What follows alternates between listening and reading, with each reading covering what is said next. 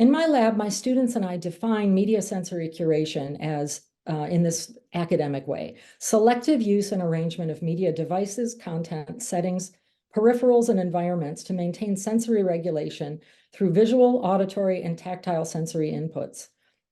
In less technical terms, you can think of high sensory curation as the media equivalent of picky eating. High sensory curators are very particular about their media arrangements. Now, the idea behind sensory curation is that media can reduce the discomfort of dysregulating environments, those that are too intense or conversely boring. Remember that adults decide where children eat, sleep, learn, and play. The ability to use media devices as tools to manage sensory input should be especially appealing to people for whom the built environment was not normed, like kids whose neurodivergence involves sensory challenges. So let me give you a visual example of sensory curation.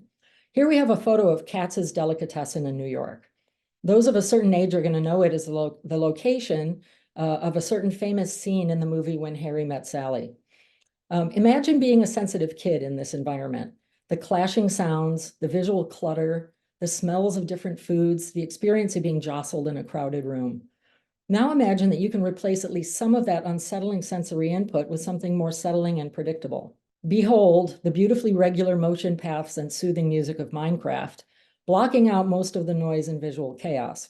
It's tempting to judge kids and their parents when the kids use media in public, but maybe this portable sensory modification tool, the little screen device, is actually the thing that's enabling them to survive the meal with their family in an environment that was not comfortable or is not comfortable for them.